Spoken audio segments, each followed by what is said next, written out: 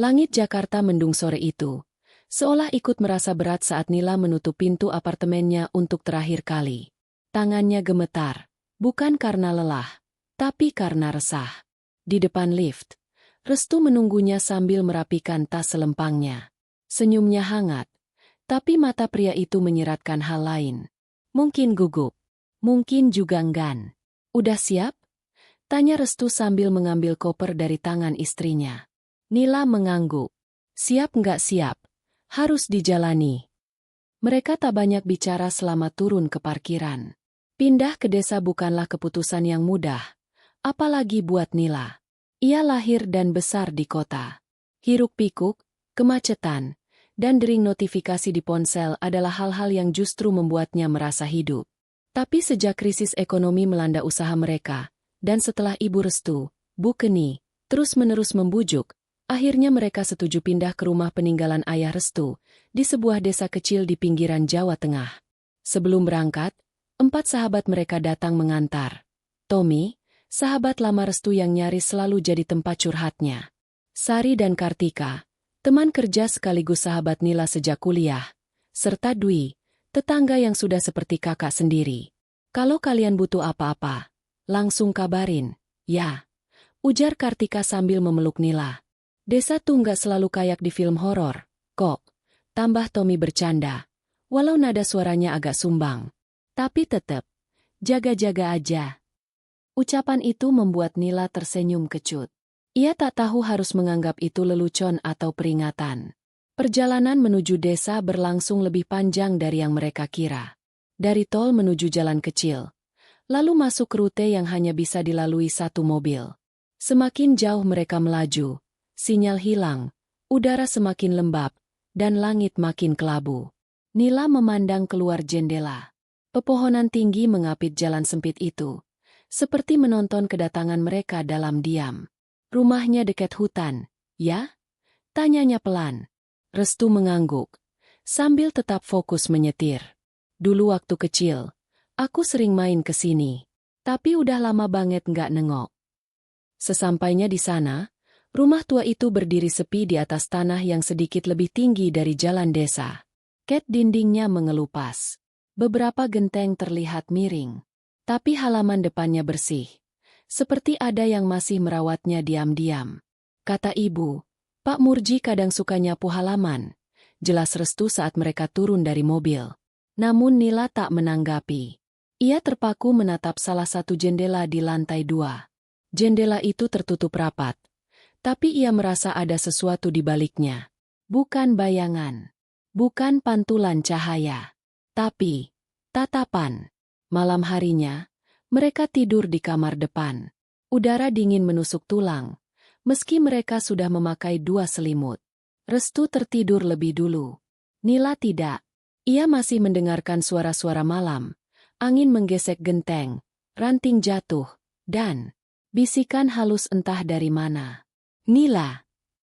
Suaranya lirih. Perempuan. Tapi jelas. Sangat jelas. Nila sontak bangun dan menatap ke arah jendela. Tidak ada siapa-siapa. Tapi saat ia kembali menunduk ke arah lantai, ada bekas jejak kaki basah dari jendela menuju tempat tidurnya. Nila menatap lekat ke lantai kayu itu.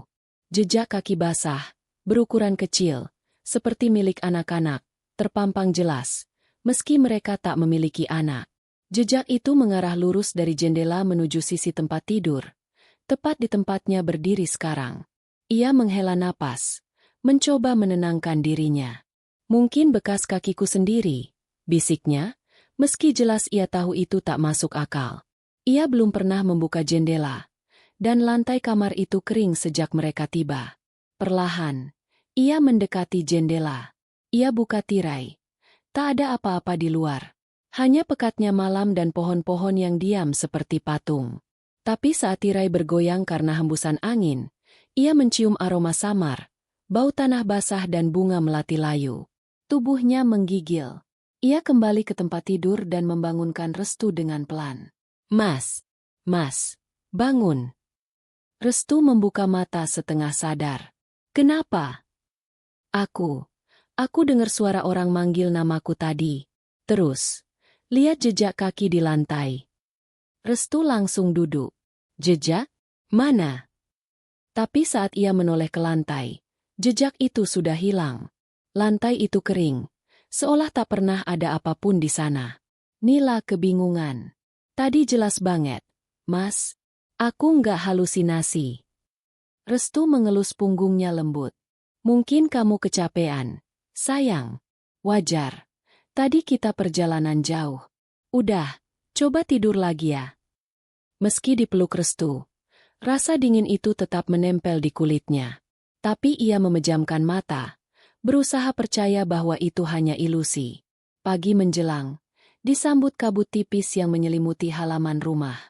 Nila duduk di teras, memandangi embun di dedaunan sambil memegang secangkir teh hangat. Matanya sembab, tubuhnya lelah. Tapi ia tak ingin membahas kejadian tadi malam lagi. Dari kejauhan, tampak sepasang suami istri paruh baya berjalan mendekat. Wajah mereka ramah, meski ada sorot tua yang dalam di mata si perempuan. Nila, ini Pak Murji sama Bu Keni, ujar Restu dari belakangnya, sambil membawa 2 kursi plastik ke teras. Selamat datang di rumah ini, ucap Bu Keni sambil tersenyum. Suaranya lembut, seperti orang yang menyimpan banyak cerita. Akhirnya rumah ini nggak kosong lagi. Pak Murji menambahkan, kalau butuh apa-apa, bilang saja. Kami tinggal di seberang kebun belakang. Sudah seperti keluarga sendiri kok. Namun saat Bu Keni menatap ke arah jendela kamar di lantai 2, sorot matanya berubah. Ia terdiam beberapa detik, lalu mengalihkan pandangannya cepat-cepat. Nila menangkap tatapan itu. Ada sesuatu di balik keramahannya. Sesuatu yang disembunyikan. Sore harinya, Nila memberanikan diri membersihkan kamar di lantai 2. Ruangan itu kosong. Hanya ada lemari tua dan kasur tipis yang ditutupi kain putih. Debu tebal menyelimuti seluruh sudut ruangan. Namun anehnya, lantainya bersih. Terlalu bersih. Saat ia membuka lemari, ia menemukan gaun putih usang, terlipat rapi di dalamnya. Ada bekas tanah di bagian bawah rok. Dan di bawah tumpukan baju lama itu, ia menemukan bingkai foto kecil. Foto seorang gadis. Wajahnya asing. Matanya, seperti menatap langsung ke dalam diri Nila. Dan di belakang bingkai itu, tertulis tulisan tangan. Tolong aku keluar dari sini. Nila tak bisa berhenti memandangi foto gadis itu. Wajahnya begitu jelas. Padahal bingkai itu sudah berdebu dan warnanya pudar dimakan waktu. Gadis itu tersenyum kecil, tapi tatapannya kosong, dalam, seolah sedang meminta sesuatu. Tanpa suara, tangan Nila bergetar saat membaca tulisan di balik bingkai itu sekali lagi. Tolong aku keluar dari sini. Ia simpan bingkai itu di dalam laci kecil di kamar, lalu turun ke dapur tempat Restu sedang mengepel lantai. Bau pembersih lantai mengisi udara, kontras dengan suasana hati Nila yang makin berat. Mas, kamu kenal seseorang yang dulu tinggal di kamar atas? Tanyanya hati-hati. Restu menoleh, mengernyit. Setahuku itu kamar kosong dari dulu. Nggak pernah dipakai. Emang kenapa?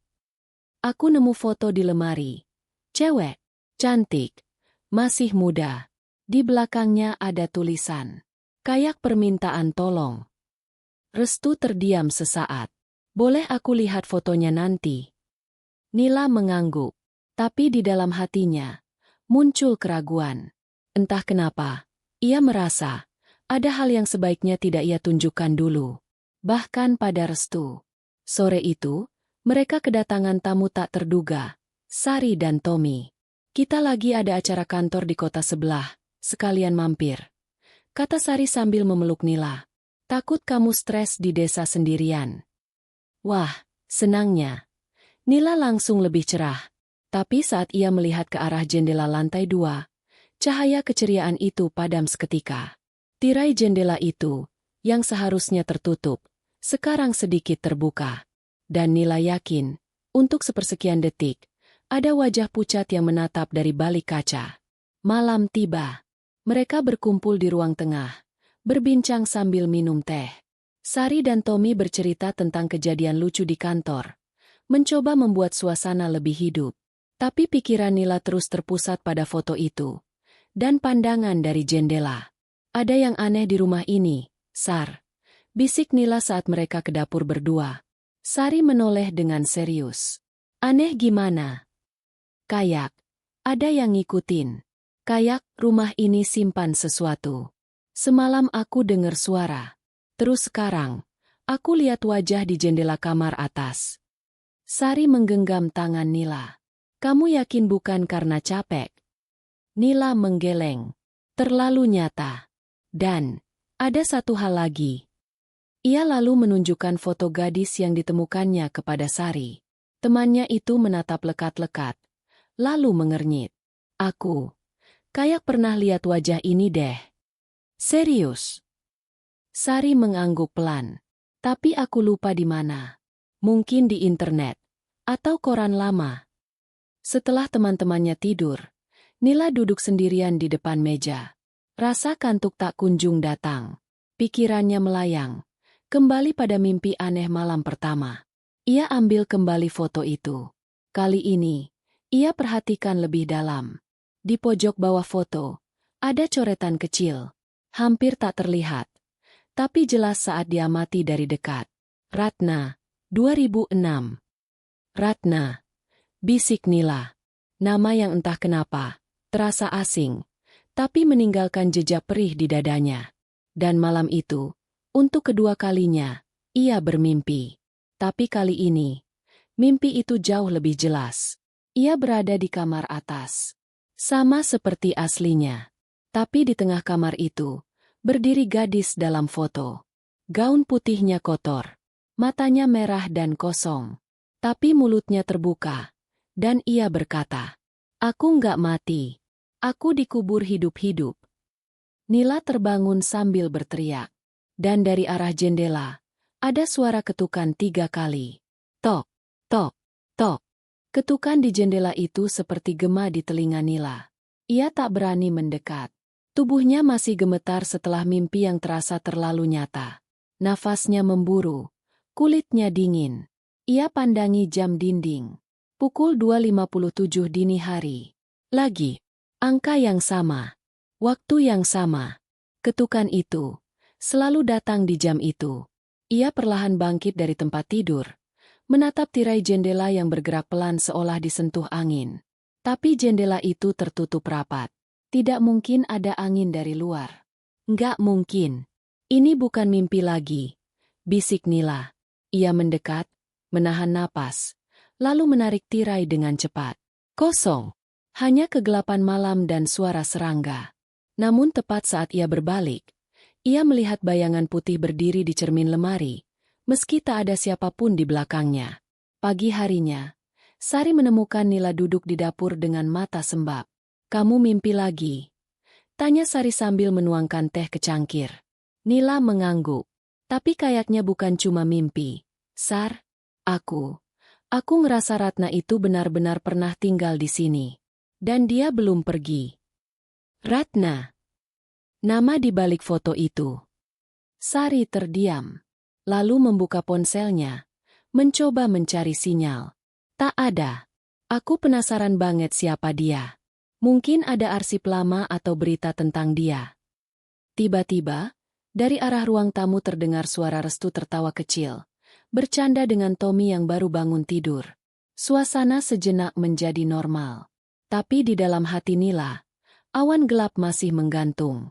Sore hari, Nila dan Sari berjalan ke rumah Bu Keni dan Pak Murji. Mereka disambut hangat, tapi Nila bisa merasakan getaran ganjil saat menyebut nama, Ratna. "Maaf, Bu," tanya Nila pelan. "Apa Ibu pernah kenal seseorang bernama Ratna?" "Dulu. Mungkin tinggal di rumah itu." Wajah Bu Keni langsung berubah. Senyumnya menghilang. "Ratna?"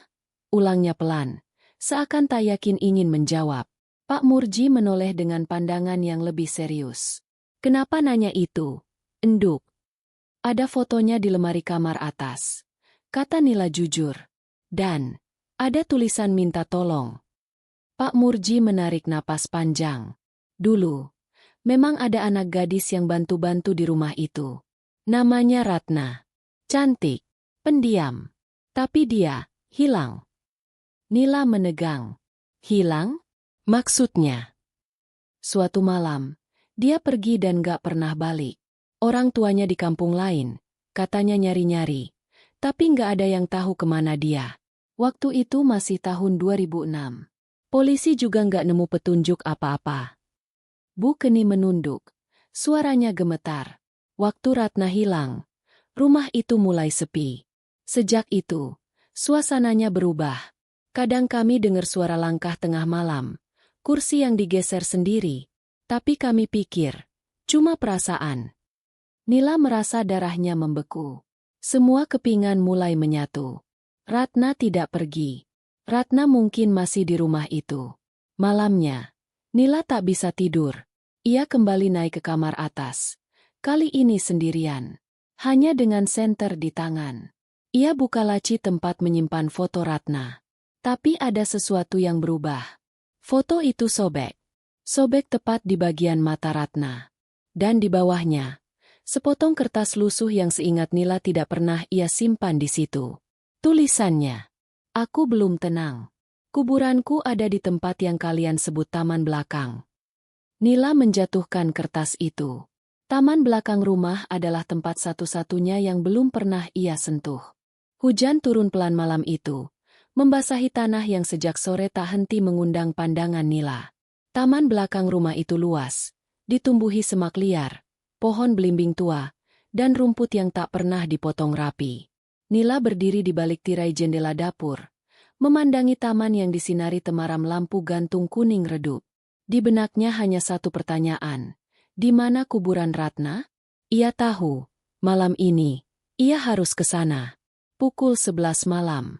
Saat Restu, Sari, dan Tommy sudah terlelap, Nila turun diam-diam membawa senter kecil dan jas hujan tipis. Langkahnya pelan, takut membangunkan siapapun.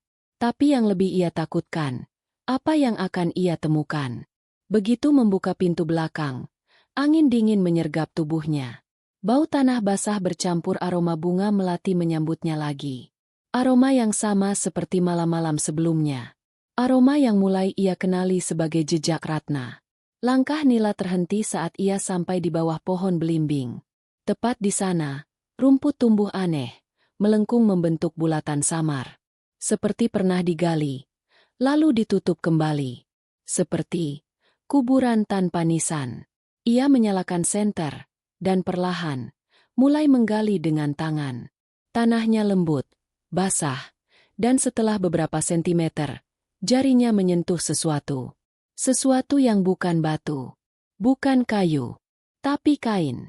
Ia tarik perlahan.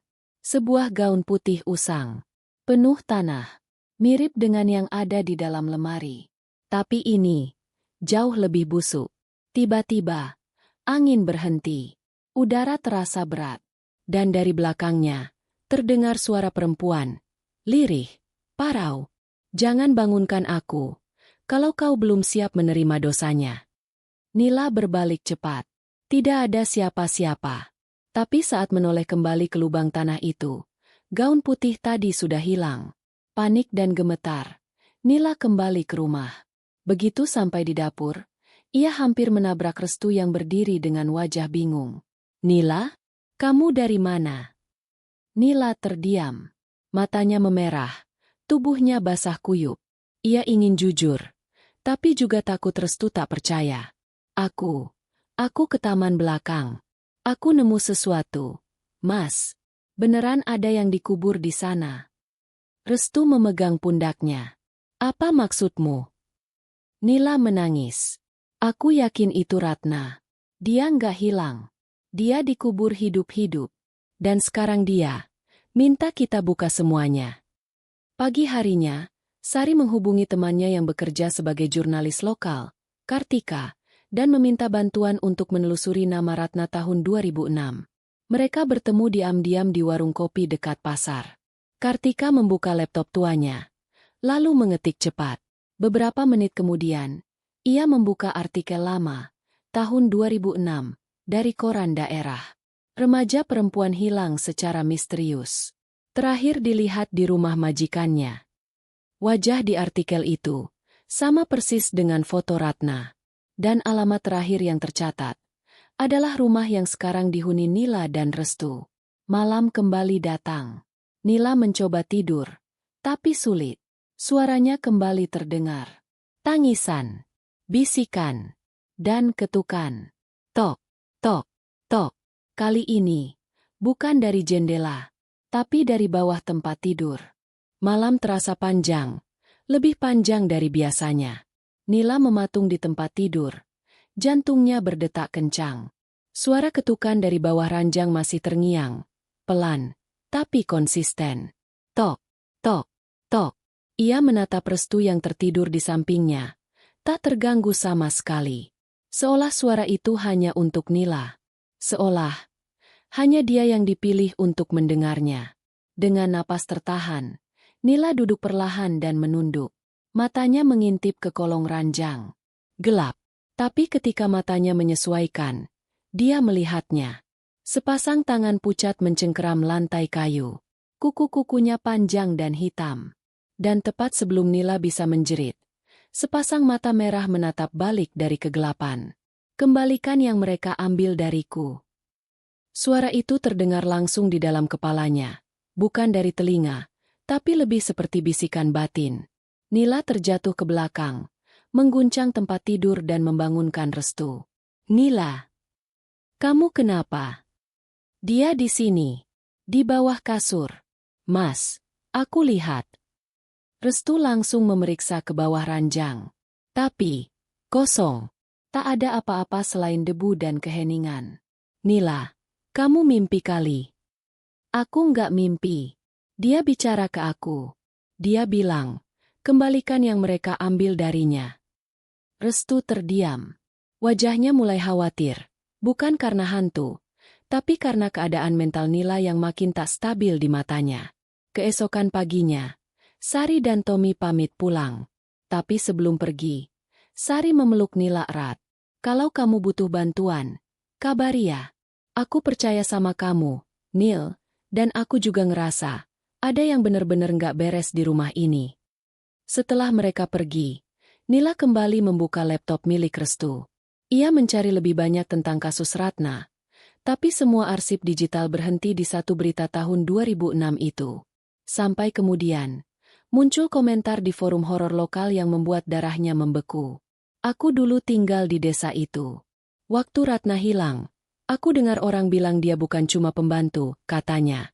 Dia tahu rahasia kotor salah satu tokoh desa. Tapi sebelum sempat bicara, dia hilang begitu aja. Dan sampai sekarang, tiap malam Jumat Kliwon, rumah itu selalu hidup. Hari itu adalah Jumat Kliwon. Menjelang malam, Nila memutuskan untuk menghadapi semuanya. Ia mengeluarkan peta kasar rumah yang digambarnya sendiri, dan mulai menandai tempat-tempat yang berkaitan dengan Ratna. Kamar atas, lemari tempat foto ditemukan, taman belakang, dan kini, kolong tempat tidur. Semua itu membentuk pola. Lingkaran.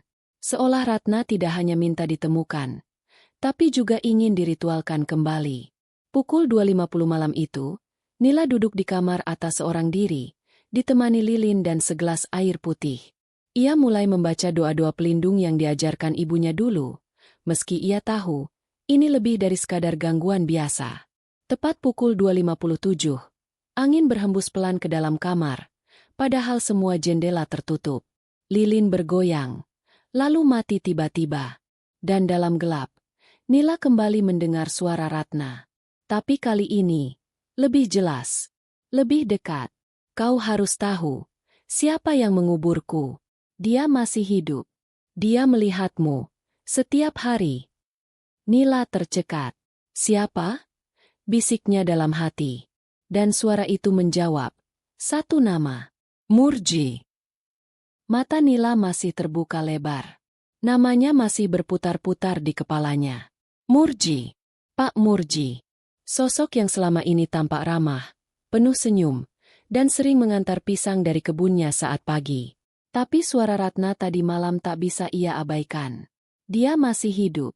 Dia melihatmu, setiap hari. Pagi itu, Nila duduk bersama Restu di meja makan. Sarapannya dingin, Tangannya tak berhenti gemetar kecil. Aku mau ke rumah Bu Keni dan Pak Murji lagi, Mas, katanya pelan. Restu menatapnya. Curiga. Kenapa? Mau nanya apa lagi? Nila ragu, tapi akhirnya bicara. Aku cuma merasa ada yang disembunyikan. Tentang Ratna. Restu mendesah. Letih. Nila, kita kesini buat mulai hidup baru, bukan ngorek-ngorek masa lalu. Bisa nggak berhenti mikirin hal yang bikin kamu makin stres? Justru karena aku pengen hidup tenang, Mas, aku harus tahu semuanya. Restu terdiam. Nila tahu dia tidak akan ikut. Tapi itu tak masalah. Kali ini, dia harus sendiri. Rumah Pak Murji dan Bu Keni sepi saat Nila datang. Pintu terbuka, seperti biasa, dan suara TV terdengar dari dalam. Nila? Wah, tumben pagi-pagi kesini. Sapa Bu Keni ramah. Maaf ganggu, Bu. Saya cuma pengen ngobrol sebentar. Kalau nggak keberatan. Pak Murji muncul dari ruang tengah, mengenakan kaos lusuh dan sarung. Senyumnya lebar, tapi tatapannya berbeda. Ayo duduk, enduk. Setelah basa-basi sebentar, Nila mengeluarkan pertanyaannya. Pak, waktu Ratna hilang dulu, Bapak ikut bantu cari. Wajah Pak Murji menegang sesaat, lalu kembali tenang. Tentu, semua warga ikut nyari. Tapi dia lenyap begitu aja. Katanya Ratna terakhir kelihatan di rumah kami. Pak Murji menatap lurus ke arah Nila. Iya, betul. Dia tinggal di situ. Tapi malam itu, katanya dia pergi keluar. Nggak pernah balik. Nila menggigit bibir. Pak, saya tahu ini mungkin terdengar aneh. Tapi saya merasa Ratna masih di sana. Dia belum pergi. Bu Keni tiba-tiba bicara. Suaranya lebih rendah, lebih serius. Kamu mimpiin dia, ya? Nila mengangguk pelan. Dan saat itu, ekspresi Pak Murji berubah. Ia berdiri pelan dari kursinya, lalu berjalan ke jendela. Enduk. Katanya, lirih. Kadang, ada hal-hal yang lebih baik tidak diungkap. Karena semakin kamu cari, semakin kamu dihantui. Setelah Nila pulang, ia tak bisa duduk diam. Kata-kata itu bukan peringatan biasa, tapi juga semacam pengakuan tak langsung. Ada yang disimpan Pak Murji.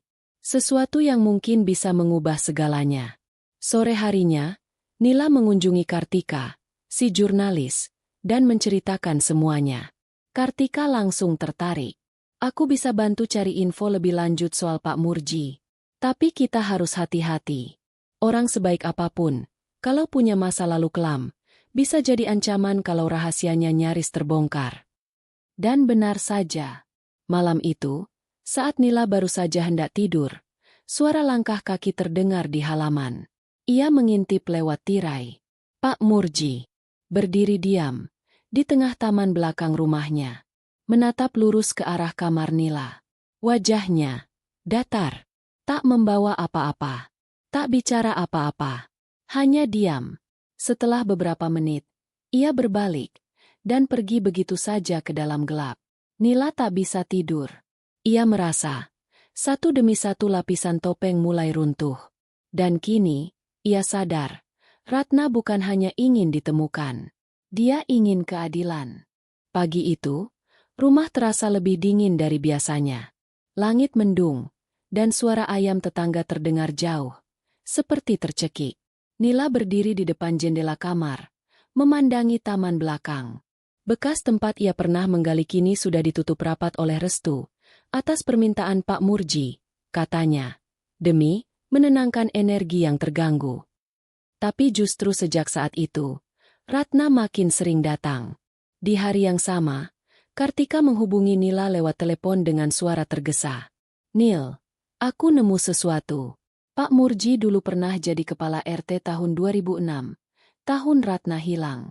Tapi 2 minggu sebelum Ratna dinyatakan hilang, dia sempat dilaporkan oleh salah satu warga karena dugaan pelecehan terhadap pembantu remaja. Darah Nila mendadak dingin. Laporan itu hilang dari arsip desa. Tapi aku berhasil wawancara orang yang bikin laporan itu. Namanya Pak Darman. Sekarang tinggal di kota, tapi masih ingat semua. Nila terduduk di kursi, matanya berkaca-kaca. Jadi, Ratna pernah. Iya. Dan warga waktu itu sempat ribut. Tapi kasusnya ditutup tiba-tiba. Alasannya? Gak ada bukti. Dan gak lama kemudian, Ratna hilang. Malam harinya, Nila mencoba bicara lagi pada Restu. Tapi reaksi Restu justru membuat hatinya makin hancur. Aku capek. Nil, kamu mulai nuduh orang tanpa bukti. Ini bukan Jakarta. Ini desa. Semua orang saling kenal. Kita harus jaga nama baik. Jadi aku harus diam aja. Setelah semua yang Ratna alami. Setelah semua yang aku alami di rumah ini. Restu menatap tajam. Kamu butuh bantuan, Nil. Bantuan medis. Itu kali pertama Restu meragukan kewarasan Nila secara langsung. Dan kali pertama, Nila merasa benar-benar sendirian. Malam kembali datang. Dan dengan itu, suara-suara kembali menghantui. Tapi kali ini, bukan Ratna yang datang lebih dulu. Melainkan bayangan. Bayangan pria tua, berdiri di lorong rumah. Diam. Tak bergerak. Tapi Nila tahu, itu bukan mimpi. Ia turun dari tempat tidur, mengikuti bayangan itu dengan hati-hati. Bayangan itu bergerak ke arah dapur. Lalu lenyap. Tepat saat Nila tiba di dapur, ia mendengar suara kursi digeser sendiri. Dan di meja makan, ada benda aneh diletakkan di sana. Kalung. Kalung kecil dengan liontin berbentuk bunga. Tapi sangat familiar. Karena kalung itu sama persis dengan yang dikenakan Ratna dalam foto tahun 2006. Keesokan harinya, Nila bertemu kembali dengan Kartika dan memperlihatkan kalung itu. Kartika terkejut. Aku tahu kalung ini. Ini kalung yang pernah dilaporkan hilang oleh keluarga Ratna. Ibunya sampai bikin pengumuman di koran lokal waktu itu. Berarti ini bukti, tapi juga peringatan. Nil, seseorang masuk ke rumahmu. Seseorang yang tahu apa yang terjadi. Dan sekarang dia peringatkan kamu. Sore itu, saat Nila sendirian di rumah, suara ketukan datang dari pintu depan. Perlahan ia buka. Tak ada siapa-siapa. Tapi di lantai, tergeletak amplop coklat lusuh. Di dalamnya, foto lama. Foto yang terlihat seperti diambil secara diam-diam, dengan kamera saku jadul. Isinya, Ratna dan Pak Murji tertawa bersama di belakang rumah. Di malam hari, di belakang mereka, bayangan seseorang berdiri memandang dari jendela rumah. Wajahnya buram, tapi posisinya sama seperti jendela kamar Nila sekarang. Hari itu langit mendung, dan udara lembab menusuk ke tulang. Nila dan Kartika menempuh perjalanan ke kota kecil di barat desa, tempat Pak Darman tinggal sekarang. Jantung Nila berdetak cepat sejak mereka keluar rumah. Ada perasaan tidak enak, seperti seseorang mengikuti mereka dari jauh. Setibanya di rumah sederhana Pak Darman, pria tua itu menyambut dengan sorot mata tajam, bukan curiga, tapi seperti seseorang yang menyimpan terlalu banyak cerita dalam diam. Aku tahu kenapa kalian datang, katanya pelan. Sudah waktunya orang-orang tahu siapa Ratna sebenarnya. Pak Darman menyalakan rokoknya dan mulai bicara. Ratna anak yang baik, cerdas, ceria, terlalu cemerlang untuk tinggal di desa ini. Dia kerja sebagai pembantu di rumah kalian dulu. Tapi bukan cuma itu. Dia juga bantu nyusun arsip administrasi desa, karena dia bisa ngetik dan ngerti komputer. Waktu itu jarang orang punya keahlian kayak gitu. Dia pernah cerita ke aku soal Pak Murji. Awalnya cuma godaan biasa. Tapi makin lama, makin sering dia ngadu kalau mulai disentuh, diraba. Aku suruh dia lapor ke kepala desa, tapi dia takut. Takut gak dipercaya, atau malah dibungkam. Nila mengepalkan tangannya. Lalu, satu malam, Ratna bilang dia udah gak tahan. Katanya, dia punya bukti, rekaman suara. Dia nyimpen di flash disk kecil. Katanya ditaruh di kamar tempat dia biasa tidur. Tapi 2 hari setelah itu, dia hilang. Dan gak pernah ditemukan lagi. Pak Darman menggeleng. Semua orang pura-pura lupa. Termasuk kepala desa waktu itu. Tapi aku tahu, Ratna gak pernah pergi. Dia dikubur, di tempat yang sepi, di tanah yang gak ada siapa-siapa. Nila merinding. Di mana? Pak Darman menatapnya lama, lalu berkata pelan. Di balik taman belakang rumah itu, di bawah pohon jeruk tua. Setelah kembali dari kota, Nila tidak buang waktu. Malam itu, ia menggali sendiri, dengan tangan gemetar dan penuh lumpur. Hujan turun pelan, seperti ikut berkabung. Dan tepat di kedalaman setengah meter, sekopnya mengenai sesuatu. Bukan kayu, tapi kain. Kain putih kotor yang membungkus sesuatu berbentuk tubuh. Nila terjatuh, napas tercekat. Ia tahu dia menemukannya. Retna. Tiba-tiba, langkah kaki terdengar dari arah rumah. Nila menoleh. Pak Murji berdiri di sana. Wajahnya dingin, kosong, tapi matanya seperti menyala marah. Kamu gak seharusnya buka ini. Hujan turun semakin deras. Nila berdiri di depan lubang galian yang baru setengah terbuka. Kain putih lusuh di dalamnya sudah mulai terlihat. Terendam lumpur yang berubah merah oleh tanah basah. Pak Murji berdiri di ujung taman, hanya beberapa meter dari Nila. Tatapannya kosong, tapi ada gelagat kemarahan yang jelas dari sorot matanya. Tangannya menggenggam sesuatu, cangkul yang biasa ia pakai di kebun. Nila berdiri perlahan, tubuhnya gemetar. Tapi kali ini bukan karena takut pada hantu. Ini ketakutan akan manusia. Kamu gali terlalu dalam, Nila. Suara Pak Murji serak. Kadang, hal-hal yang dikubur, ya biar dikubur.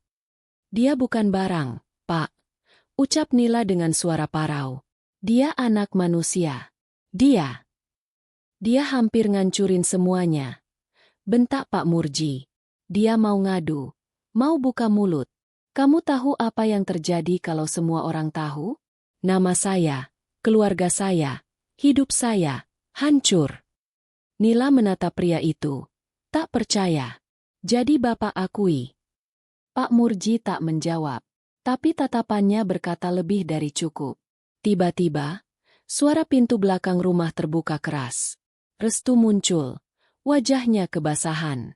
Ia melihat ke arah taman, dan langsung membeku. Nila? Apa yang kamu? Pak Murji menoleh cepat. Anakmu ini mau ngubrak-ngabrik masa lalu. Dia gak tahu tempat. Restu menghampiri, mencoba menengahi. Bapak, tolong jangan begini. Tapi Pak Murji mendorong Restu dengan kasar. Kamu juga. Kamu pikir kamu siapa? Gara-gara kamu tinggal di rumah itu lagi, semua ini keluar ke permukaan. Nila menatap suaminya. Sekarang kamu lihat sendiri. Aku gak gila. Aku gak halusinasi.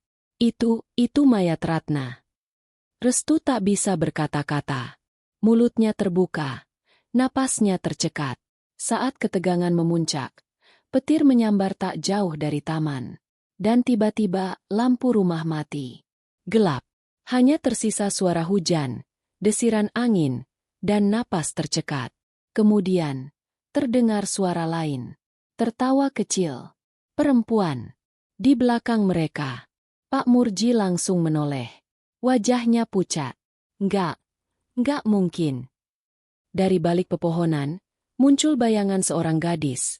Rambut panjang, basah, dengan gaun putih lusuh, dan mata penuh luka. Retna. Langkahnya lambat. Tapi setiap tapaknya membuat tanah bergetar. Angin mendadak berhenti. Udara menjadi pekat. Menggumpal seperti darah. Pak Murji. Suara Ratna lirih, tapi jelas. Aku belum selesai. Pak Murji berbalik, mencoba kabur. Tapi akar-akar pohon jeruk tiba-tiba melilit kakinya, menariknya jatuh ke tanah basah. Ia menjerit. Maafkan aku. Aku gak mau. Tangan-tangan berlumur tanah keluar dari lubang galian, meraih tubuh Pak Murji, mengeretnya perlahan ke dalam lubang. Nila dan Restu berdiri terpaku, tak mampu bergerak.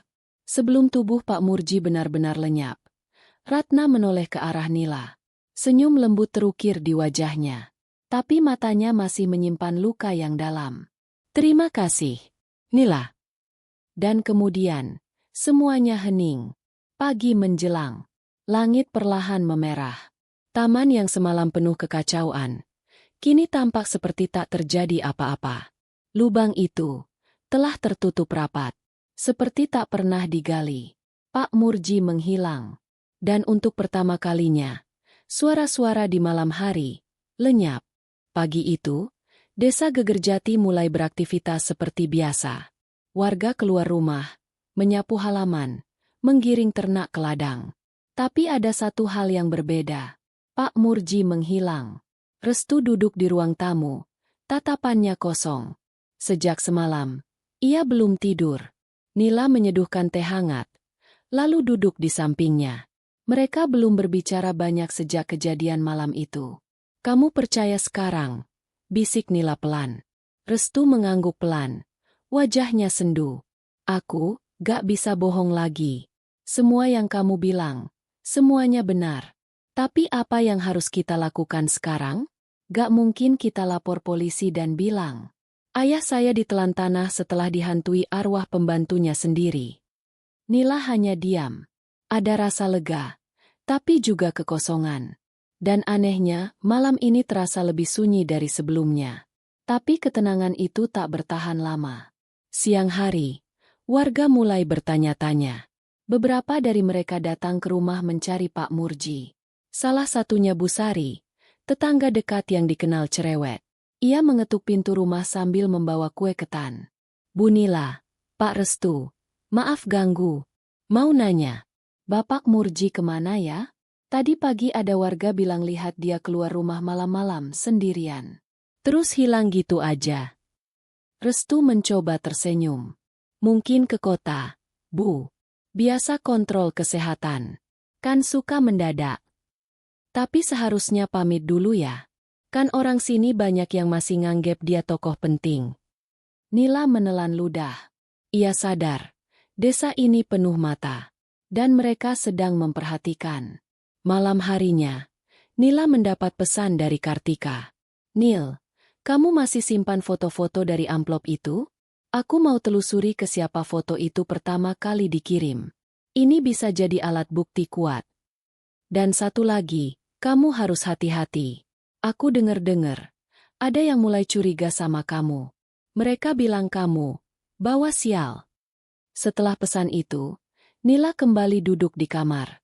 Ia membuka amplop foto tua itu lagi. Memperhatikan satu persatu wajah yang ada di sana. Tapi ada satu foto yang dulu tidak ia perhatikan betul. Foto Ratna, berdiri di dapur belakang. Tepat di belakangnya, berdiri seorang perempuan. Bukan Nila, bukan Sari, bukan siapapun yang ia kenal. Perempuan itu mengenakan baju merah darah. Rambut panjang menutupi wajahnya. Tapi, tangan kirinya memegang pisau dapur. Nila tercekat. Siapa itu? Ia mencoba memperbesar foto. Tapi gambarnya buram. Namun satu hal yang ia sadari, itu bukan sekadar foto. Itu peringatan. Saat malam tiba, suara-suara kembali terdengar. Tapi berbeda dari sebelumnya. Ini bukan Ratna. Ini lebih gelap, lebih dingin, lebih jahat. Lampu kamar tiba-tiba berkedip. Nila mendekat ke jendela dan melihat bayangan seseorang berdiri di kebun. Bukan Ratna. Sosoknya tinggi, rambut panjang berantakan, dan tangan kirinya memegang pisau. Hujan rintik-rintik jatuh lagi malam itu. Nila duduk di kamar, memandangi foto Ratna yang kini terasa lebih mengerikan. Bukan karena Ratna, tapi karena sosok perempuan di belakangnya. Perempuan berbaju merah, rambut menutupi wajah, berdiri diam, memegang pisau. Nila menyimpan kembali foto itu ke dalam amplop, lalu berjalan ke ruang tengah. Ia merasa dia sedang diawasi. Dan benar saja, dari cermin lemari tua di ruang tamu, terlihat bayangan perempuan berbaju merah itu. Sekejap, tapi cukup untuk membuat Nila memutar tubuhnya. Kosong. Tak ada siapapun di sana. Apa? Dia yang sebenarnya menghantui rumah ini sekarang? Pagi harinya, Nila menemui Kartika di pinggiran desa. Mereka bertemu di sebuah kedai kecil, jauh dari keramaian. Aku rasa, ini bukan cuma tentang Ratna, kata Nila, membuka percakapan. Aku juga merasa begitu, jawab Kartika cepat. Waktu aku tanya ke Pak Darman soal rumahmu, dia nyebut satu hal aneh, bahwa bukan Ratna korban pertama di rumah itu. Nila menegang. Maksudnya? Kartika mengeluarkan buku catatan kecil. Di dalamnya tertulis nama-nama pemilik rumah terdahulu. Salah satunya adalah Sartinah, meninggal 1986.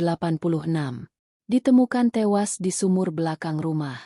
Luka tusukan di leher. Tidak ditemukan pelaku. Nila membaca berulang-ulang. Perempuan berbaju merah itu, dia Sartinah. Kartika mengangguk. Mungkin. Dan rumah itu, mungkin bukan sekadar tempat Ratna disiksa. Tapi memang tempat lama. Tempat penuh darah. Malamnya, Nila memutuskan satu hal. Ia akan membuka sumur belakang. Sumur yang sudah lama ditutup, ditumbuhi ilalang, dan dikatakan angker oleh warga sekitar. Restu menolak keras. Kamu udah cukup jauh, Nil. Ini bisa makin parah. Tapi Nila tahu, diam berarti membiarkan. Dengan bantuan Tommy, teman lama Restu yang dulu tinggal di desa, mereka membersihkan area sekitar sumur. Lalu, dibantu tali dan senter, Tommy turun perlahan. Beberapa menit berlalu. Lalu suara dari dalam sumur terdengar. Nila! Ada tulang di bawah sini. Nila membeku. Suaranya bergema dari dalam sumur gelap. Dan ada kain merah. Masih utuh. Tiba-tiba, tali terlepas. Senter yang dibawa Tommy berputar-putar. Lalu mati. Nila berteriak. Tommy! Tak ada jawaban.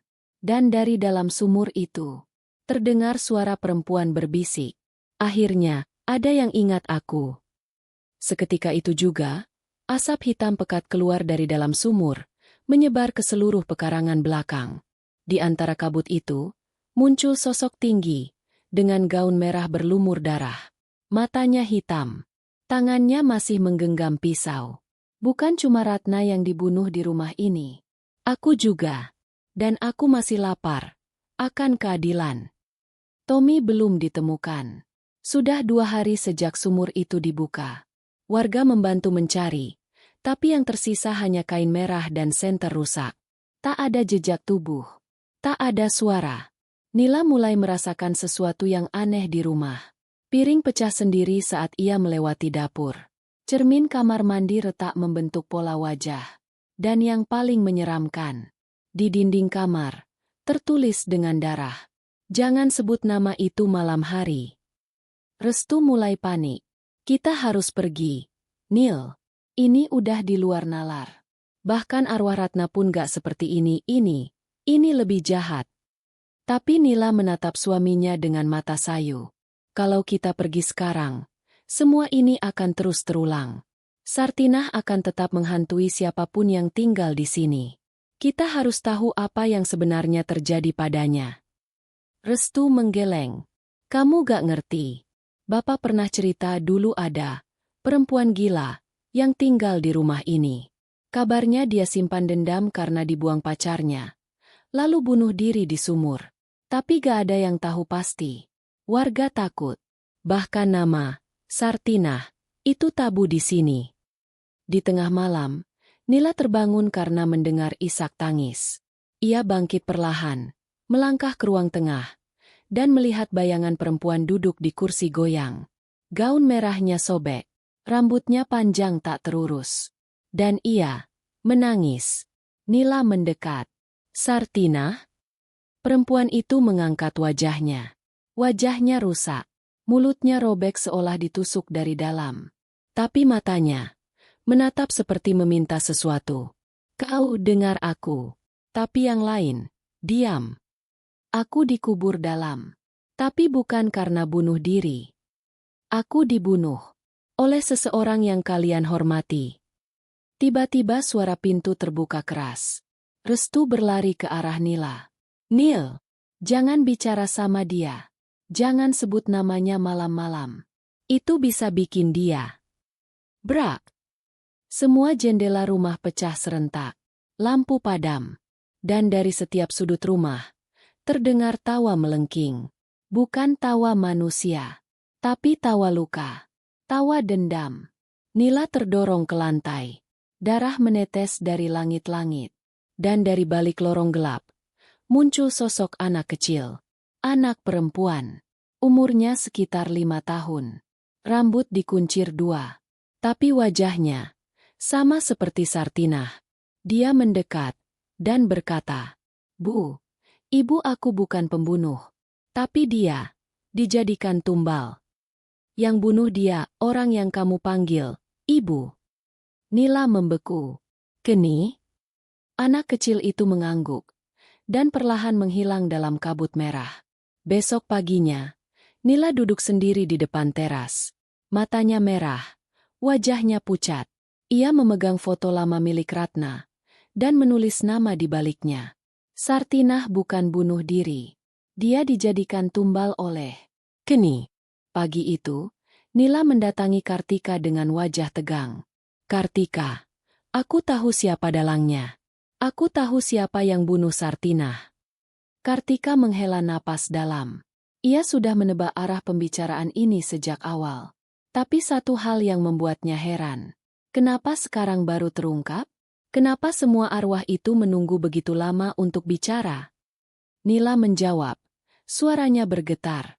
Karena baru sekarang, anak dari garis darah keluarga yang menyimpan rahasia itu kembali ke rumah kutukan. Aku kembali ke rumah. Nila memberanikan diri menghadapi Bu Keni. "Ibu, aku cuma mau tanya satu hal. Apa ibu kenal dengan nama Sartinah?" Bu Keni terdiam. Mulutnya gemetar. Tangannya berhenti menyetrika pakaian. Napasnya berat. "Jangan pernah sebut nama itu lagi, Nila. Itu bukan urusanmu." "Tapi dia datang ke aku, Bu. Dia minta tolong. Dan aku tahu, dia gak mati bunuh diri. Dia dijadikan tumbal. Sama seseorang yang dia percaya." Bu Keni perlahan mendudukkan dirinya. "Kamu gak akan kuat dengar semuanya, Nil. Tapi kalau kamu maksa, ya sudah, dengarkan baik-baik.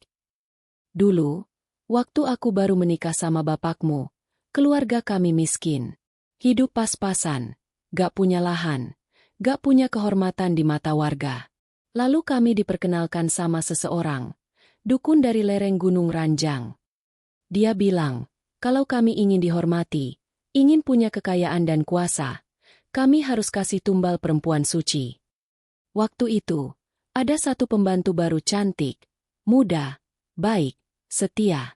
Namanya Sartinah." Nila menatap tak percaya. "Ibu korbankan dia demi kekayaan." Bu Keni menunduk. Matanya mulai menangis. "Waktu itu aku pikir, itu satu-satunya cara. Aku gak tahu kalau dia hamil. Setelah dia mati, bayi di perutnya ikut terkubur di sumur belakang." Seketika, Nila merasa ruangan berputar. Ia ingin muntah. Tapi sesuatu membuatnya berdiri dan menatap lurus ke arah ibu mertuanya. Maka wajar kalau sekarang mereka datang menuntut balas.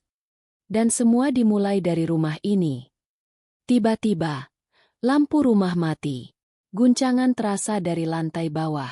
Seperti ada sesuatu yang menggeliat dari bawah tanah. Dari arah kamar belakang, terdengar suara berbisik. "Kembalikan darah kami." Pintu kamar terbuka sendiri, dan dari balik kegelapan muncul Sartinah, bersama anak kecil perempuan yang dilihat Nila malam sebelumnya. "Aku tidak ingin balas dendam. Aku hanya ingin yang adil. Kuburanku tak punya nisan. Namaku tak pernah disebut. Tapi tubuhku mengangkat nama keluargamu. Kini waktunya kau ganti, dengan darahmu sendiri." Nila berdiri di antara dua pilihan. Menyerahkan Bu Keni untuk dihakimi roh Sartinah. Atau menutup sumur dan mengakhiri kutukan, dengan risiko arwah itu tidak pernah puas. Restu muncul di belakang, menggenggam tangan Nila. Apapun pilihanmu, aku akan ikut. Sartinah dan anak kecil itu hanya menunggu. Bayangan mereka makin pekat. Dinding mulai berdarah.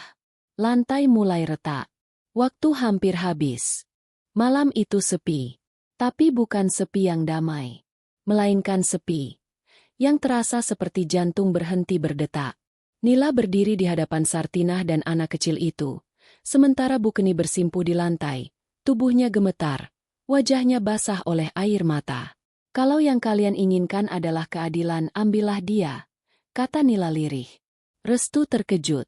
Nila, jangan. Tapi jangan sakiti yang lain. Jangan ganggu anak-anak di desa. Jangan tarik lagi jiwa-jiwa tak bersalah ke dalam kutukan ini. Sartinah diam sejenak. Kemudian anak kecil itu melangkah maju, menatap Nila dengan tatapan kosong. Apa kamu yakin dosa orang lain layak ditebus dengan darahnya sendiri? Atau kamu mau ikut ke bawah bersama kami? Hening. Nila memejamkan mata, menarik napas dalam-dalam. Kalau harus ada yang ikut, biar aku. Tapi lepaskan Restu. Lepaskan semua. Biarkan rumah ini jadi kuburan terakhir kalian. Aku akan kunci semuanya. Sartinah mendekat. Wajahnya kini tampak tenang. Tak lagi marah, tapi penuh luka. Kau tak bersalah, tapi kau satu-satunya yang berani mengakui kami. Karena itu, kami beri kau pilihan terakhir.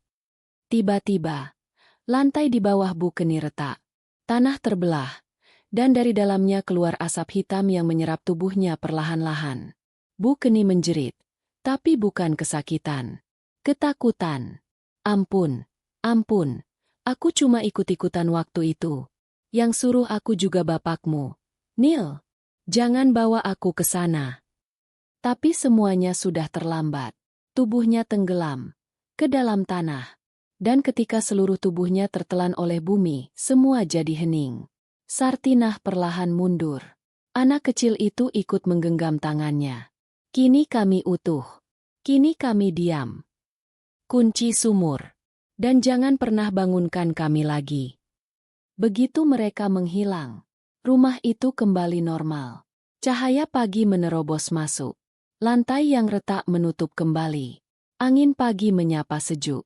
Seolah tak pernah ada teror. Tapi Nila tahu, bekas darah tak bisa dihapus. Hanya dikubur. Beberapa hari kemudian, Nila dan Restu menyegel sumur itu. Dibantu warga, mereka menutupnya dengan semen tebal dan menanam pohon Kamboja di atasnya. Sebagai penanda, biar ini jadi nisan untuk mereka yang tak pernah dimakamkan, kata Nila pelan.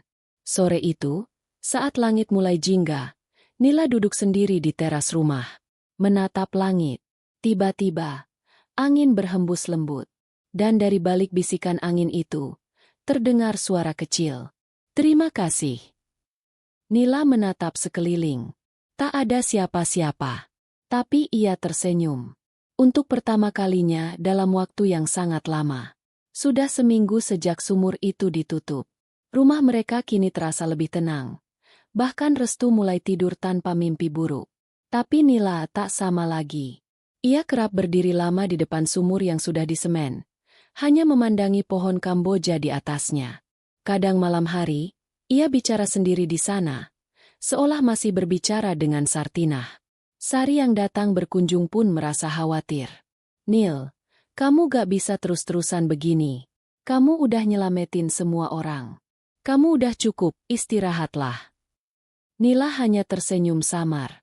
Kamu tahu, Sar, aku gak bisa tidur.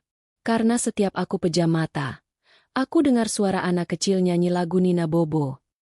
Kadang, aku lihat bayangan Bukeni duduk di pojok dapur, pegang setrikaan yang gak nyala. Aku tahu itu cuma halusinasi.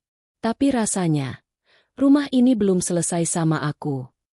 Restu mencoba mengajak Nila pergi meninggalkan desa, setidaknya untuk beberapa waktu. Tapi Nila menolak. Kalau kita pergi, dan ada keluarga lain yang tinggal di sini suatu saat nanti, gimana? Aku gak mau siklus ini keulang lagi. Restu bingung. Ia ingin menyelamatkan istrinya, Tapi ia tahu, Nila telah jadi bagian dari rumah itu. Seperti Sartinah dulu. Di sisi lain, warga desa mulai berubah sikap. Dulu mereka menutup-nutupi cerita tentang sumur, tentang ritual lama, tentang tumbal. Tapi setelah kejadian itu, beberapa warga mulai berani bicara. Pak Dukuh bahkan datang ke rumah Restu dan Nila. Kami semua utang nyawa sama kalian. Kami tahu, ini bukan salah kalian. Tapi, rumah itu memang penuh sejarah kelam. Kalau kalian mau pindah, kami bisa bantu. Tapi lagi-lagi Nila menolak. Biar rumah ini jadi saksi bahwa darah pernah ditumpahkan dan akhirnya ditebus. Malam harinya, Nila duduk sendirian di ruang tengah. Lampu dimatikan. Hanya cahaya lilin yang menemani. Ia membuka buku harian milik almarhum Ratna yang baru ditemukan dalam lemari tua. Di halaman terakhir, tertulis dengan tulisan tergesa. Jika kamu membaca ini, berarti kamu sudah tahu kebenaran. Aku dulu pun pernah bertemu dia. Sartinah. Dia bilang padaku, seseorang dari garis keturunannya akan datang ke rumah ini. Dan aku yakin, itu kamu, Nila. Mata Nila berkaca-kaca. Jadi semua ini takdir. Suara angin berbisik lembut dari sela jendela. Dan seolah menjawab, dari belakang punggungnya terdengar suara kecil.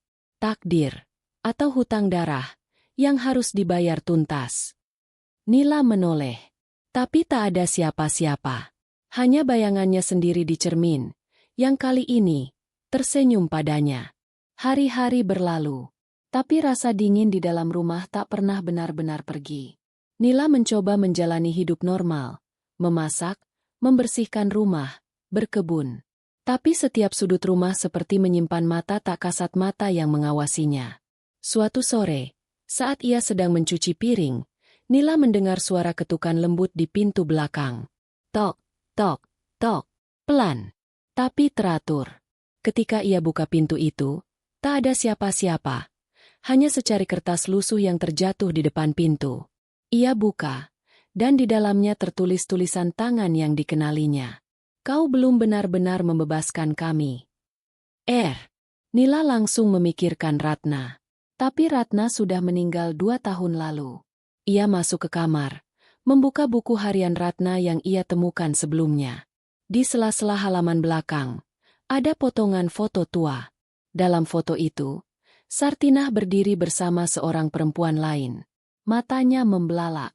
Ini, bukan Ratna. Ini aku. Foto itu usang, pudar, dan sobek sebagian. Tapi sosok perempuan di samping Sartinah sangat mirip dengan Nila. Nila menemui Dwi, teman lamanya yang ahli sejarah keluarga desa. Ia menunjukkan foto itu. Dwi tampak tegang. Nil, kamu yakin ini kamu? Ini bukan foto baru. Ini foto tahun 1974. Sartinah masih remaja waktu itu. Tapi yang bikin merinding, aku pernah dengar, dulu Sartinah punya saudara tiri, perempuan. Wajahnya mirip banget sama dia, tapi hilang sejak kecil. Nila menggigit bibir. Kamu pikir, aku? Dwi mengangguk perlahan. Mungkin bukan kamu langsung. Tapi bisa jadi kamu adalah reinkarnasinya. Malam itu, Nila bermimpi. Tapi kali ini bukan mimpi buruk. Ia berada di ladang bunga liar. Matahari senja menyinari wajahnya. Sartinah duduk di sampingnya, tersenyum lembut. Di pelukannya, si anak kecil. Kau akhirnya mulai ingat siapa dirimu. Darah kita sama. Nila, kau bukan hanya penolong. Kau adalah sisa yang tertinggal. Rumah itu tak pernah membunuhmu, karena kau adalah bagian dari rumah itu. Nila terbangun dengan keringat dingin. Dan untuk pertama kalinya, ia tidak takut. Ia menyadari sesuatu. Mungkin aku gak dikirim ke rumah ini untuk melawan kutukan. Tapi untuk jadi penjaganya. Keesokan harinya, Nila menggambar simbol pelindung di 4 penjuru rumah. Ia mulai membaca catatan-catatan tua peninggalan Ratna, dan menuliskan ulang sejarah rumah itu dalam buku harian barunya. Restu memperhatikannya dari jauh. Kamu yakin mau tetap di sini, Nil? Nila tersenyum, menatap rumah itu seolah menatap seseorang yang ia cintai. Rumah ini belum selesai denganku. Tapi kali ini, aku gak takut. Angin desa mulai terasa hangat. Rumah itu tak lagi terasa sesak. Tapi belum juga damai. Nila mulai menjalani hidup sebagai penjaga batas.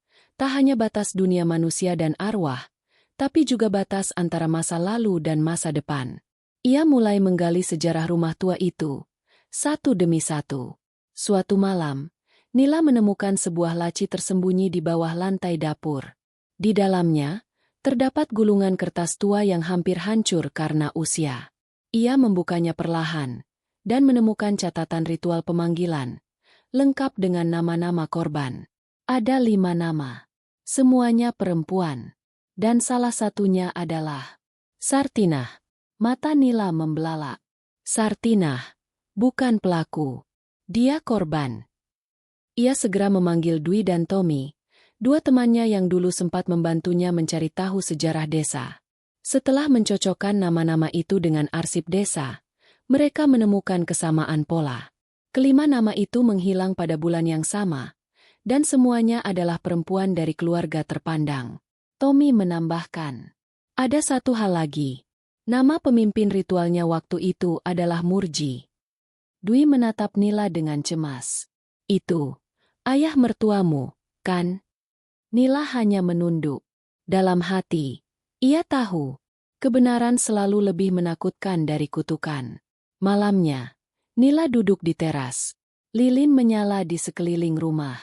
Ia tak bicara, tak bergerak, hanya memanggil dalam hati. Dan mereka datang. Sartinah, si anak kecil, 4 arwah perempuan lainnya. Semuanya berdiri dalam diam di depan rumah. Nila berjalan pelan ke arah mereka. Maafkan aku terlambat mengenali kalian. Kalian bukan penjahat. Kalian hanya ingin dikenang dengan benar. Sartinah mendekat. Wajahnya tak lagi menyeramkan. Kali ini, lembut dan penuh luka. Kami lelah menunggu seseorang yang bisa mendengar kami. Kini kau di sini, maka kami bisa pulang. Satu persatu, arwah itu mulai memudar. Mereka tersenyum, dan langkah mereka ringan. Seperti beban yang akhirnya mereka tinggalkan di dunia ini. Saat terakhir, anak kecil itu berlari ke arah Nila dan memeluknya. Kau ibu yang kami tunggu. Air mata Nila jatuh tanpa bisa ditahan. Dan dalam bisikan lembut, mereka pun lenyap, bersama angin malam yang hangat. Keesokan harinya, rumah itu terasa berbeda. Tak ada suara aneh, tak ada bayangan. Bahkan, suara cicak yang selama ini seperti mengawasi, kini benar-benar hanya suara cicak biasa. Restu menghampiri Nila yang sedang menulis di beranda. Sudah selesai. Nila menutup bukunya dan mengangguk. Mereka pulang. Tapi aku tetap di sini, menjaga apa yang pernah ada, agar tak terlupakan. Sudah 2 minggu sejak malam itu, sejak semua arwah dilepaskan, dan Nila memilih untuk tetap tinggal. Hari-hari Nila sekarang terlihat biasa. Ia menyiram tanaman di pagi hari, membuat teh hangat, menulis di buku harian, dan menyapa warga yang lewat. Tapi kalau kau cukup peka, kau akan lihat. Ada sesuatu yang hilang dari sorot matanya. Seperti seseorang yang telah melihat dunia yang tak seharusnya dilihat. Dan belum bisa melupakan baunya. Restu mengajaknya pindah ke kota. Kita bisa mulai dari nol lagi. Tempat baru. Rumah baru. Hidup baru. Tapi Nila hanya menggeleng pelan. Aku sudah bukan orang yang sama lagi. Restu. Dan rumah ini sudah terlalu banyak bercerita padaku. Kalau aku pergi, siapa yang jaga semua kenangan mereka? Ia tahu, bukan hanya arwah yang butuh rumah. Kenangan pun begitu. Dan rumah ini adalah satu-satunya tempat yang menyimpan semuanya. Tangisan, darah, bisikan, dendam, dan akhirnya, pengampunan. Suatu pagi, Tommy dan Kartika datang membawa kabar. Desa ini rencananya mau dikembangkan jadi desa wisata sejarah. Rumah kalian bisa jadi pusat dokumentasi. Kamu bisa jadi penjaganya. Nila sempat diam. Mungkin itu bisa jadi caraku berdamai, bukan hanya dengan masa lalu, tapi juga dengan orang-orang yang akan datang. Ia tersenyum. Bukan senyum bahagia, tapi senyum yang selesai menangis. Sore harinya, Nila berjalan ke sumur yang telah ditutup rapat dengan semen. Pohon Kamboja yang ditanam di atasnya kini mulai berbunga. Ia menaruh satu kuntum bunga Kamboja di atas batu penanda. Aku gak akan lupakan kalian. Tapi sekarang, pergilah dengan tenang.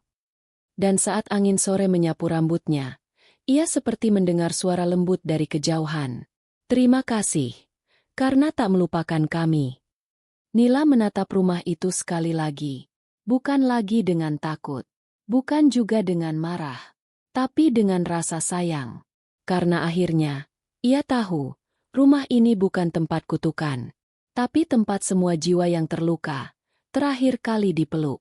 Musim hujan pertama datang sejak sumur itu ditutup. Tanah basah, daun jatuh, dan aroma Kamboja yang menguar dari halaman rumah membuat suasana pagi itu terasa seperti pembuka buku baru. Nila duduk di ruang tamu, dikelilingi oleh tumpukan buku, arsip desa, dan foto-foto tua. Ia tengah menulis, bukan buku harian, tapi naskah dokumenter sejarah rumahnya. Tajuknya sederhana, Sartinah, yang tak pernah pergi. Sesekali, Restu membawakannya teh atau sekadar duduk di dekatnya, membaca koran, memberi jeda dari keheningan. Dulu, Restu adalah seseorang yang rasional dan cenderung menghindari hal gaib. Tapi sejak kejadian itu, ia belajar mendengarkan apa yang tak bisa dijelaskan. Dan itu membuat cinta mereka tumbuh. Dalam bentuk yang lebih diam, namun dalam. Desa kini berubah. Orang-orang mulai bicara tentang masa lalu tanpa berbisik. Bahkan, setiap malam Jumat Kliwon, beberapa warga menggelar doa bersama, bukan untuk menolak bala, tapi untuk menghormati mereka yang pernah terlupakan. Dwi dan Tommy membantu Nila menyusun rencana rumah itu menjadi museum mini. Bukan tempat wisata seram, tapi tempat edukasi sejarah dan budaya.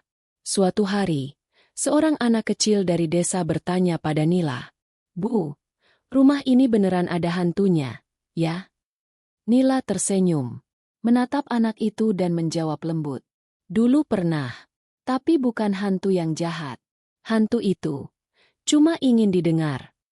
Dan sekarang, dia sudah gak sendirian lagi." Anak itu mengangguk, lalu berlari pergi. Dan Nila kembali menatap langit yang sama, tapi terasa jauh lebih terang dari tahun-tahun sebelumnya. Malam itu, ia menyalakan lilin di meja makan. Sebelahnya, ia taruh foto lama Sartinah dan anak kecil yang dulu sering datang dalam mimpinya. Ia bicara pelan, "Kalian sudah bisa tenang. Tapi aku akan terus jaga rumah ini. Karena ini bukan lagi rumah berhantu. Ini rumah, tempat cerita yang dulu terkubur, akhirnya bisa dibacakan dengan suara lantang." Lilin itu menyala tenang. Dan untuk pertama kalinya, tak ada bayangan yang bergerak sendiri. Tak ada bisikan. Tak ada ketukan di pintu. Hanya diam, yang menenangkan. Hari itu, sebuah surat datang. Bukan lewat email. Bukan lewat pos biasa. Tapi diselipkan begitu saja di bawah pintu rumah. Dalam amplop putih bersih. Tak ada nama pengirim. Nila membukanya perlahan. Isinya singkat. "Kami ingin mengundang Ibu Nila sebagai narasumber dalam seminar Trauma Kolektif dan Warisan Tak Kasat Mata dalam Sejarah Lokal." Tempat, Universitas Budaya dan Sejarah Nusantara. Tanggal, 15 Desember. "Terima kasih telah menjaga kisah kami. Komunitas sejarah tak terlupakan." Nila menatap surat itu lama. Bukan karena ia ragu, tapi karena untuk pertama kalinya, apa yang ia alami diakui sebagai sesuatu yang nyata. Bukan halusinasi, bukan histeria, bukan cerita horor, tapi sejarah. Dan ia, salah satu saksi hidupnya. Restu mendorong koper kecil ke arah pintu. "Aku ikut ya. Gak bisa ngelepas kamu ke kota sendiri." Nila tertawa kecil, lalu menatap rumah itu untuk terakhir kalinya sebelum berangkat. Tapi sebelum masuk ke mobil, ia berbalik dan berkata lirih, Jangan takut. Aku pergi cuma sebentar. Rumah ini tetap milik kalian. Dan entah kenapa, angin berhembus pelan, seperti menjawab bisikan itu. Perjalanan ke kota penuh nostalgia. Lalu lintas, gedung tinggi, suara klakson, semua membuat Nila sadar betapa jauhnya ia berubah. Dulu, kota adalah rumahnya. Kini, rasanya asing. Tapi saat ia tiba di aula seminar itu, sesuatu menyala dalam dirinya. Ruang itu dipenuhi orang-orang muda, dosen, budayawan, peneliti. Semuanya ingin tahu tentang rumahnya, tentang kisahnya, tentang Sartinah. Saat Nila naik ke podium, ruangan hening.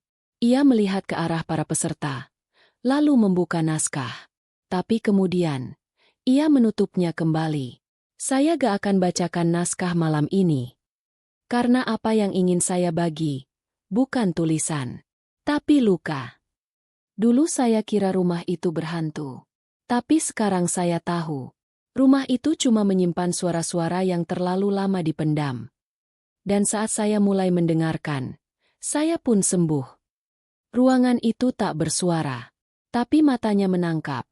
Ada yang menangis, ada yang mengangguk pelan, ada yang mencatat dengan tangan gemetar. Dan Nila sadar, kisahnya telah berubah menjadi cahaya bagi orang lain. Ia bukan hanya korban, bukan hanya saksi, tapi sekarang, ia adalah penyambung lidah bagi mereka yang tak bisa lagi bicara. Pulang ke desa setelah berbicara di seminar membuat Nila merasa hampa. Bukan karena kecewa, tapi karena untuk pertama kalinya dalam hidupnya, ia merasa seperti melepaskan sesuatu yang tak bisa diambil kembali. Restu menyadarinya. Di malam pertama mereka kembali, ia menemani Nila duduk di beranda. Mereka tak banyak bicara, hanya memandangi pohon Kamboja yang daunnya mulai gugur. Capek? Tanya Restu pelan. Bukan capek, jawab Nila. Lebih seperti kosong. Ia menarik napas panjang. Dulu aku sibuk bertahan dari rasa takut. Sekarang, aku bingung harus ngapain setelah semuanya hilang. Restu menggenggam tangan istrinya. Mungkin sekarang saatnya kamu hidup, bukan hanya bertahan. Malam itu, Nila menyalakan kembali lilin di ruang tengah. Bukan karena ia takut, tapi karena itu sudah jadi semacam ritual. Lilin dinyalakan bukan untuk menolak gangguan, tapi untuk mengingat siapa dirinya hari ini. Ia berdiri di tengah ruangan dan melihat sekeliling. Dinding yang dulu retak kini diperbaiki. Foto-foto sejarah sudah terpajang. Rumah itu sekarang jadi perpustakaan kecil kenangan. Esok harinya, anak-anak desa datang. Mereka duduk di ruang tengah, mendengarkan Nila bercerita. Bukan kisah horor, tapi kisah nyata. Tentang Sartinah. Tentang perempuan-perempuan yang dilupakan. Tentang rumah ini. Dan setiap kali ia selesai, mereka bertepuk tangan. Salah satu anak kecil mendekat dan bertanya, "Bu Nila, kok ibu bisa gak takut sama hantu?" Nila tersenyum. Karena aku pernah lebih takut kehilangan diriku sendiri, daripada melihat hantu. Di malam harinya, Nila menulis di buku harian terakhirnya. Rumah ini sudah sembuh. Tapi aku masih belajar menyembuhkan diriku sendiri. Tapi tak apa. Karena sekarang aku tahu, proses itu gak harus cepat. Yang penting, aku gak lari lagi. Ia menutup bukunya. Lilin masih menyala di meja. Dan untuk pertama kalinya, tidak ada suara dari masa lalu yang datang. Karena mereka tahu, Nila sudah menjaga cukup lama. Kini saatnya, ia dijaga kembali. Pagi itu sunyi. Tak ada kabut. Tak ada angin. Langit bersih. Dan matahari pelan-pelan masuk ke dalam rumah melalui jendela kayu yang mulai lapuk. Nila berdiri di tengah rumah. Sendiri. Bukan karena kesepian. Tapi karena hari ini adalah hari ia benar-benar berpamitan. Ia memegang surat di tangannya. Sebuah tawaran dari sebuah komunitas literasi sejarah budaya nasional. Mereka ingin Nila pindah ke kota dan menjadi kurator utama untuk proyek dokumentasi rumah-rumah bersejarah di seluruh Indonesia. Ia sempat ragu. Tapi kali ini, bukan karena takut, melainkan karena ia tahu, Hatinya tertinggal di rumah ini. Namun saat ia berjalan menyusuri koridor rumah itu untuk terakhir kalinya, ia mendengar suara dalam dirinya sendiri yang berkata, "Sekarang giliranmu untuk didengar. Nila, kau telah menjaga cukup lama. Kini saatnya. Kau hidup untuk dirimu sendiri." Nila mengemasi barang-barangnya. Tak banyak yang dibawa. Hanya buku harian, satu foto lama Sartinah, dan satu lilin putih, yang tak pernah lagi ia nyalakan. Ia meninggalkan rumah itu dalam kondisi paling damai. Pohon Kamboja di halaman kini tinggi, bunganya jatuh berserakan seperti taburan doa dari masa lalu. Di depan gerbang, anak-anak desa berdiri menunggu. Tommy, Kartika, Dwi, bahkan Pak Kades datang untuk melepas kepergiannya. Bahkan mertua Nila, Bu Keni, yang dulu sangat keras padanya, kini memeluknya dengan mata berkaca. "Maafkan ibu ya, Nil," katanya lirih. Nila tersenyum. "Ibu gak salah. Ibu juga hanya takut, seperti saya dulu. Tapi sekarang kita semua sudah sembuh." Restu memasukkan koper terakhir ke dalam mobil. Sebelum masuk, Nila menatap rumah itu untuk terakhir kalinya. Ia membisikkan satu kalimat yang tak pernah ia ucapkan sebelumnya. "Terima kasih. Sudah membuatku berani untuk hidup lagi." Dan saat mobil mulai berjalan, rumah itu tetap berdiri tegak di belakang. Bukan lagi sebagai tempat penuh misteri, tapi sebagai penjaga bisu dari semua kebenaran yang pernah disembunyikan. Beberapa waktu kemudian, rumah itu diresmikan sebagai rumah arsip perempuan terlupakan, tempat siapapun bisa datang, membaca, dan mengenang mereka yang kisahnya pernah ditenggelamkan oleh waktu dan ketakutan. Dan nama Nila tertulis di sana. Bukan sebagai korban, tapi sebagai perempuan yang berani menyalakan lilin di tengah kegelapan, dan tidak mematikannya sampai terang datang sendiri. Pesan akhir dari cerita ini, tak semua mimpi buruk hanyalah bunga tidur. Kadang, itu adalah satu-satunya cara seseorang yang telah tiada, mencoba berbicara. Kisah ini mengajarkan bahwa arwah yang gentayangan bukan selalu karena dendam, tapi karena ada pesan yang belum tersampaikan, atau keadilan yang belum ditegakkan. Jangan remehkan pertanda, baik itu mimpi, bisikan, atau rasa tidak nyaman. Bisa jadi itu adalah panggilan untuk mendengarkan, bukan untuk ditakuti. Berani menghadapi rasa takut adalah bentuk cinta tertinggi, bukan hanya untuk diri sendiri, tapi juga untuk mereka yang tak bisa lagi bersuara. Pada akhirnya, kisah ini bukan sekadar horor. Ini tentang kepedulian, keberanian, dan belas kasih kepada mereka yang tertinggal di antara dunia yang terlihat dan tak terlihat. Karena kadang, yang paling butuh pertolongan bukan yang hidup, tapi yang sudah lama ditinggalkan.